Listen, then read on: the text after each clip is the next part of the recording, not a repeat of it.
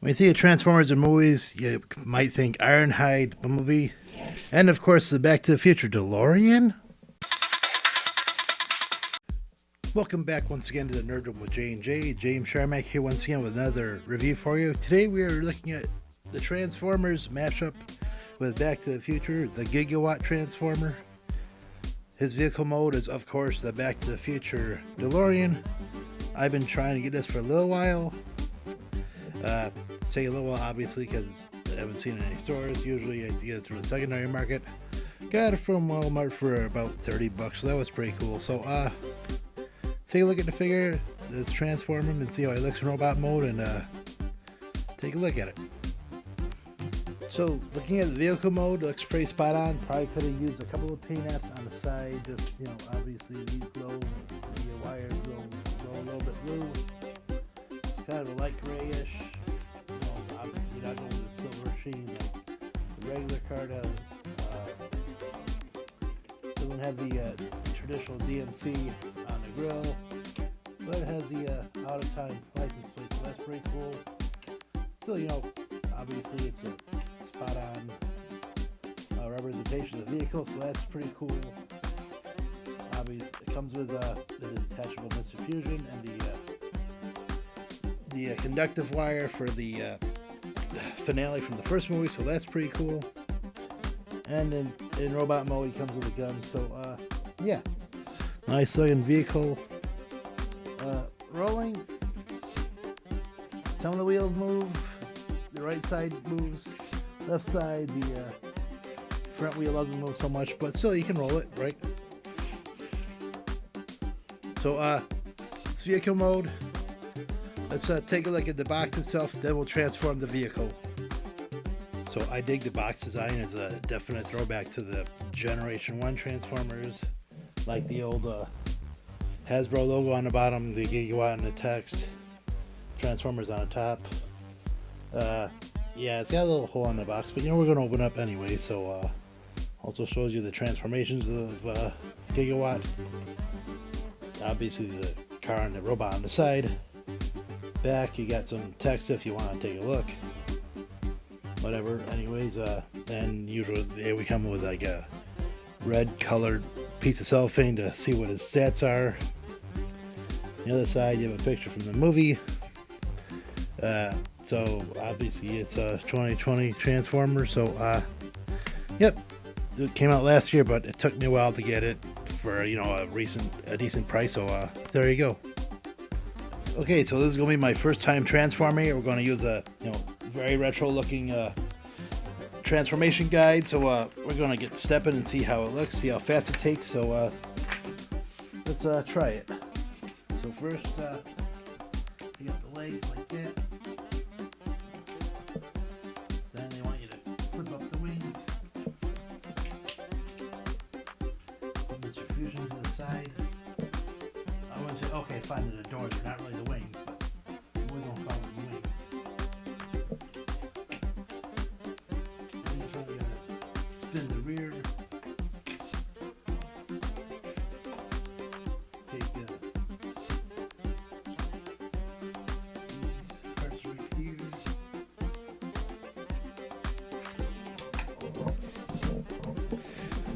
Let's get a little closer look.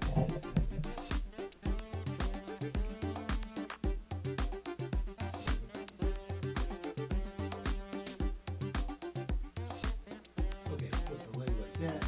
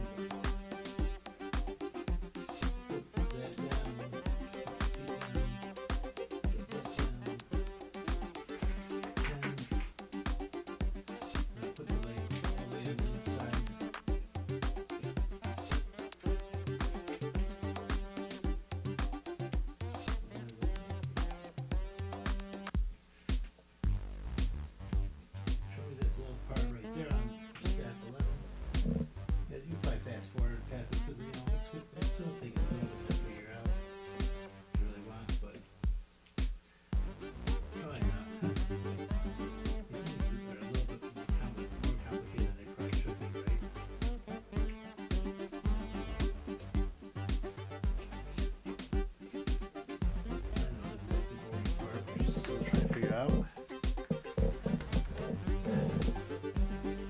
I probably need to make it more complicated than I probably should.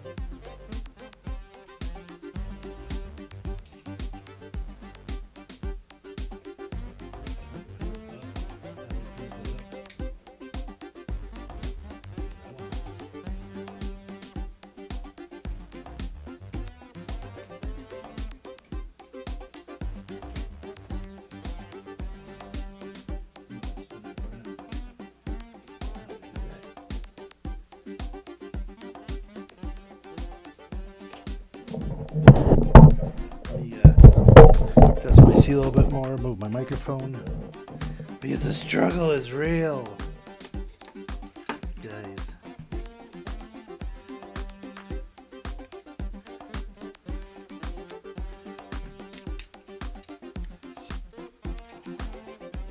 So I don't want to break it, but you know.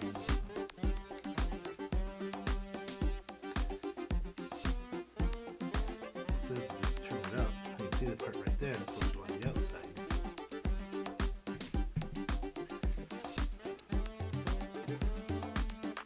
There you go. Everything always has to be a little bit of an effort. So, should have everything locked in. Should have Gigawatt in robot mode. Probably don't have them correctly, but whatever it is. Obviously, it's my first shot at it, transforming them, so let's hope we got it right.